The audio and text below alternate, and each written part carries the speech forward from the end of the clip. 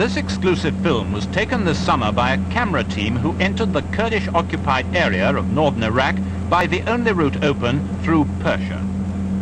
This is the road to Kurdistan, although officially Kurdistan doesn't exist. It's the name given to a mountainous area called after the Kurdish tribesmen who've lived there since biblical times. The Kurds live in peace with their other neighbors, but in Iraq, for the last 5 years, they've been pinning down 2/3 of the Iraqi army in a war of independence. The only outside help they've had is unofficial from Persia. This petrol dump near the Iraqi border is available to vehicles taking supplies into the rebels. Russia, seeking a way to the Middle East oil fields through Kurdistan, once supported the Kurds. But the shifting balance of power offered the Russians other and more useful toeholds in the area.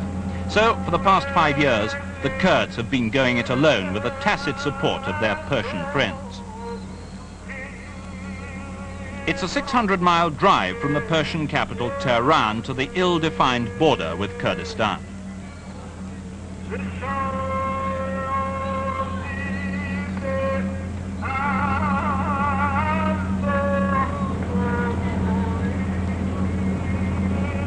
The last 100 miles before the frontier are part of a military zone under constant patrol by the Persian army, but the Kurds come and go as they please as far as Khanne, the last Persian outpost before the frontier, to buy supplies.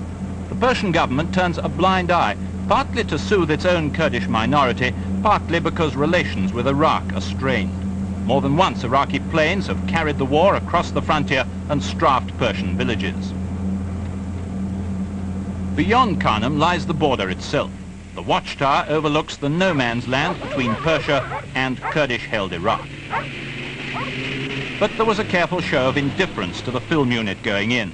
No questions were asked, and just inside no-man's land, in full view of the Persian guards, a Kurdish jeep arrived to guarantee the camera's safe conduct to the battle zone.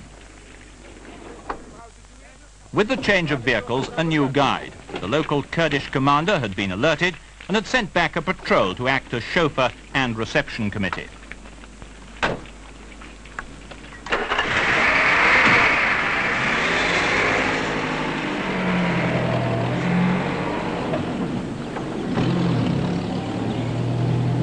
Beyond the border, the road gets worse as it twists up into the hills. This is the home of the Kurdish freedom fighters.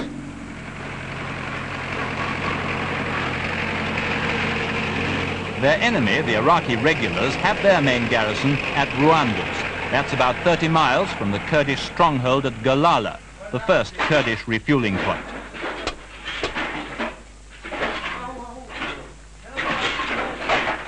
At ڵاڵه, the wreckage of an Iraqi MiG fighter shot down by the Kurds in a raid on the town.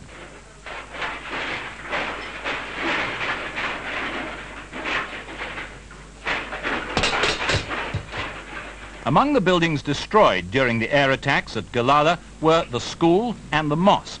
The Kurds, though Western in language and character, still share the Islamic faith with their Arab enemies. For the past 6 years, ڵaڵه has been on constant alert for the daily whine of Iraqi jets overhead. It's the main supply center for the Kurdish warriors, or Peshmergas as they call themselves. The name means those who are prepared to die, and hundreds of them have died for what they now call the liberated area of Kurdistan.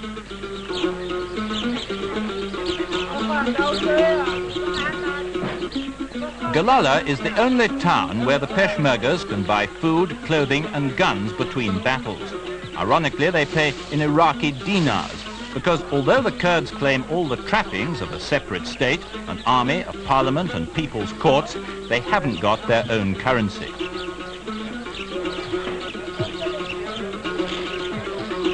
During the fighting, ڵaڵه and towns like it lived virtually by night, when they were free from Iraqi air raids. By night, the army-controlled administration kept the civil services going. The army courts met to settle civil disputes. The Kurds have a strict moral code. A bride found to have lost her virginity before marriage can be shot. In this nocturnal court, though, a less dramatic domestic issue is being decided. The woman is seeking a divorce on the grounds that her husband beats her. Here he is.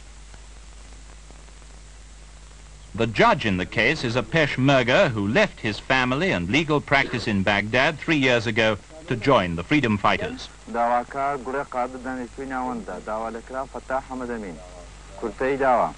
In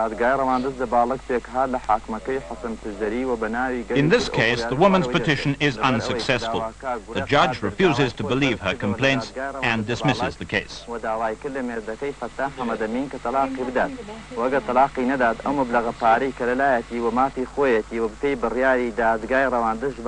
Kurds are proud of their makeshift government, their race and their country. They've held sway in the mountains since 2000 BC. And claim to be descendants of the Medes of the Old Testament. They've been invaded, conquered, forced to migrate, but have never submitted to outside rule for long. Their objection to being a minority race inside Iraq is that they stand to lose their autonomy, their language, and their pride. If they're to be part of Iraq, they demand full participation in the government and the army. For 8 years now, they've been fighting for it, and they're prepared to go on fighting if necessary.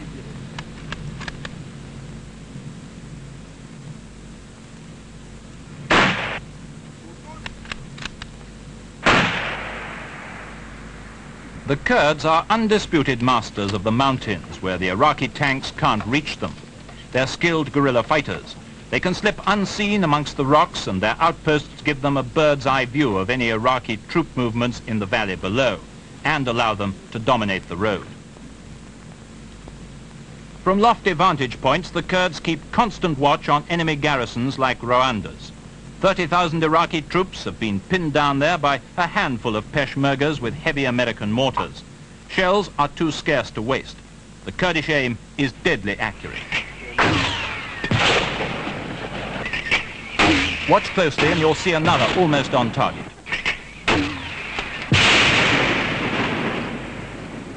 In one pitched battle earlier this summer, the Kurds claimed to have routed 15,000 troops from Rwanda's and to have killed 1,000 men for the loss of only 50 on their side. But usually the Kurds prefer hit-and-run raids. Before the enemy can return the fire, the tribesmen are back under cover, snatching a meager meal of cheese, fat bread, goat's milk, thin soup and tea.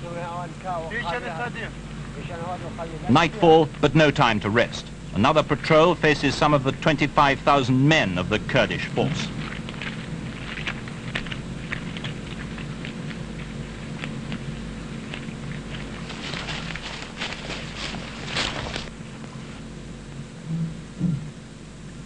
On the ground, the Kurds have the advantage of geography, so the Iraqis concentrate even more strongly on surprise air attack. A frequent target, Hamilton's Bridge at Choman, named after the British engineer who built it. The Kurds, anticipating one air raid on the bridge, sent 3 Peshmergas up the mountain with Czech machine guns. None had ever fired this weapon before.